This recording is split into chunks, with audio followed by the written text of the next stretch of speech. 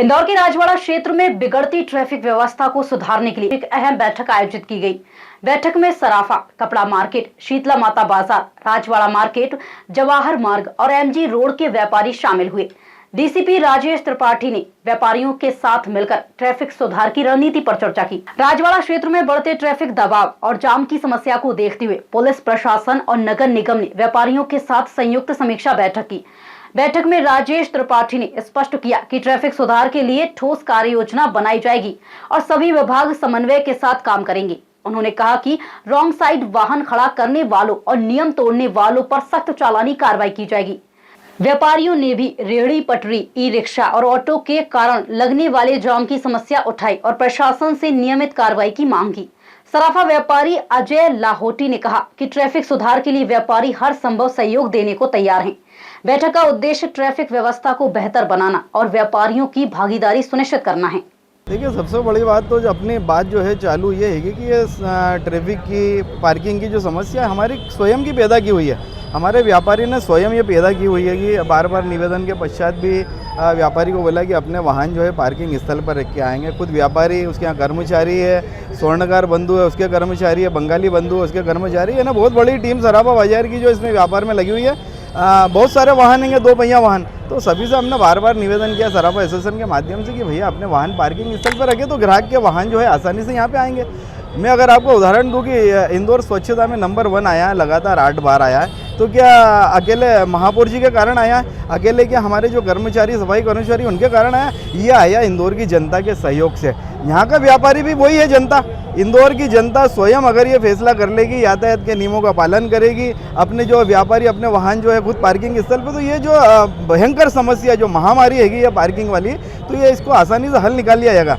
बड़े अधिकारी, पुलिस प्रशासनिक बड़े अधिकारी हैं, नगर निगम अधिकारी हैं और यातायात विभाग के सारे बड़े अधिकारी जो है लगातार करीब 15 दिन से सराफा बाजार में भी आ रहे हैं। मध्य क्षेत्र के सारे बाजारों के साथ सराफा बाजार में भी आ रहे हैं। व्यापारियों की जो गाड़ियां लगातार वहां पे रखी हुई है उसके चालान बना रहेंगे।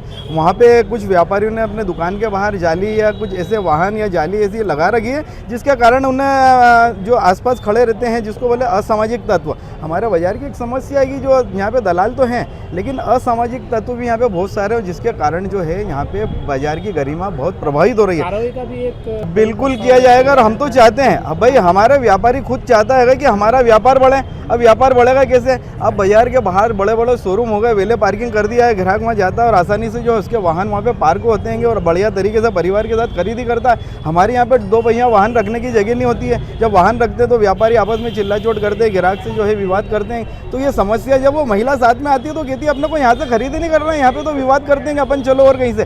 तो हम चाहते हैं कि इस प्रकार का माहौल न बने, आसानी से ग्राहक यहाँ पे आवे। जिसकी दुकान पे जा रहा है, किसी की भी दुकान पे जा रहा है, पूरा बाजार हमारा आएगा। हम व्यापारिक प्रतिनिधि है, पूरा सराफा बाजार हमारा आएगा।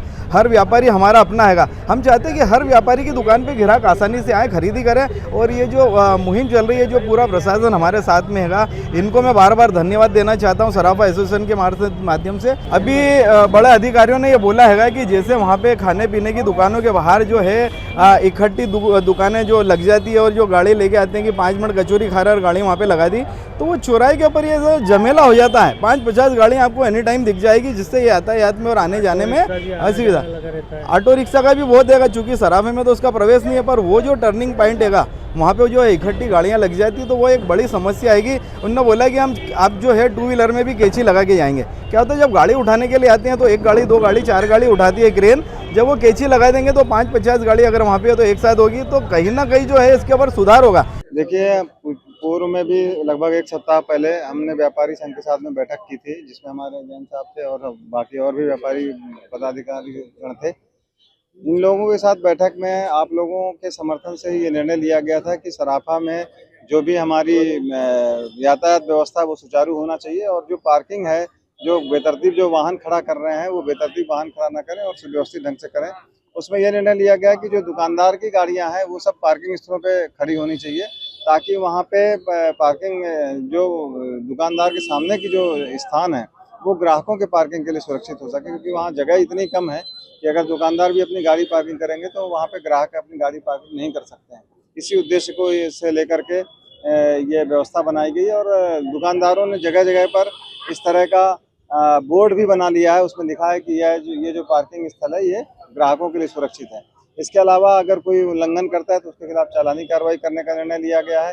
एक व्हाट्सएप ग्रुप जो तैयार किया गया था पिछले सप्ताह, उसको विस्तार किया जाएगा। उसमें 100 से ऊपर व्यापारियों को जोड़ने की प्लानिंग है, ताकि उसमें जहां भी कहीं गड़बड़ी होती है तो लोग फोटो खींच के भेजें, ताकि हम उन बेतरतीब वाहनों को उठवा सकें या फिर उन पर व्हीकल लॉक लगा करके बाद में उसके खिलाफ चालानी कार्रवाई करें। गाड़ी लॉक वही व्हीकल लॉक एक सिस्टम है जिसमें अगर रॉन्ग पार्किंग में कोई गाड़ी खड़ी है तो उसको हम लॉक कर देंगे, और ताकि हमारी कार्रवाई थोड़ी स्पीड अप हो। अभी गाड़ी उठाने के सिस्टम में काफ़ी टाइम भी लगता है क्रेन से उठाने में, और उसमें परेशानी होती है, तो हम व्हीकल लॉक करके उसमें मोबाइल नंबर छोड़ देते हैं, ताकि जिसकी भी व्हीकल लॉक की गई है वो उस मोबाइल नंबर पे कॉल करेगा तो उसके खिलाफ चालानी कार्रवाई करके उस गाड़ी को रिलीज कर दिया जाएगा। प्रशासन और व्यापारियों की इस पहल से ट्रैफिक व्यवस्था में सुधार की उम्मीद जताई जा रही है। अब देखना होगा कि बनाई गई योजना जमीनी स्तर पर कितनी प्रभावी साबित होती है।